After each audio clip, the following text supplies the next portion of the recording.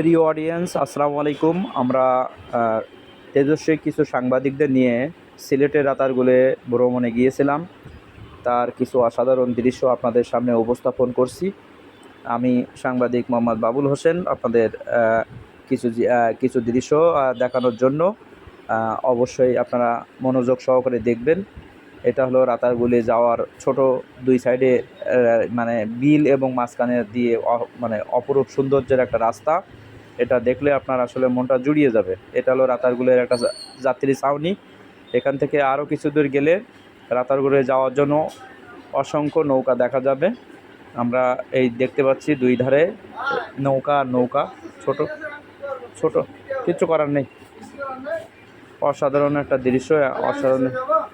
আমাদের গ্রাম অঞ্চলের ভাষা এটা হলো ডিঙ্গে নৌকা বলে।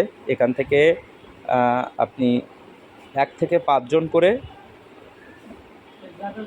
যেতে পারবেন এই ডিঙ্গি নৌকায় সোয়াম ফরেস্ট দেখতে। সোয়াম ফরেস্ট বলতে হলো আপনার গাছের নিচে পানি, এবং গাছের পানির উপরে গাছগুলো ভেসে মানে ভাসমান অবস্থায় দেখা যাবে, যা দেখতে অপরূপ সৌন্দর্য লাগে। আমরা একটা নৌকায় করে বেশ কিছু দূর যাওয়ার পরে ওই সোয়াম ফরেস্টের ভিতরে ঢুকছিলাম।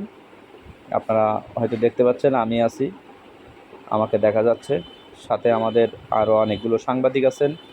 আমাদের ম্যানেজার আছেন একজন, ওনার নাম ফরিদ ইসলাম।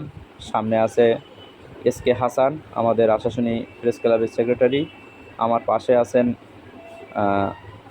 আরও অনেক ভাইরা একসাথে নৌকা নিয়ে, তাদেরকে দেখতে পাচ্ছেন। আমাদের ইয়াসিন আরাফাত জানির সাহেবকে দেখতে পাচ্ছেন আপনারা।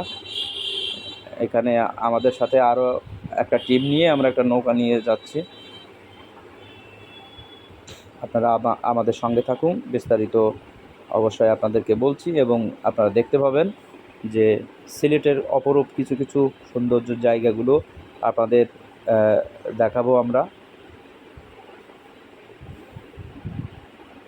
আমরা এইভাবে নৌকা বেয়ে বেয়ে সোয়াম ফরেস্টের দিকে রওনা হয়েছি।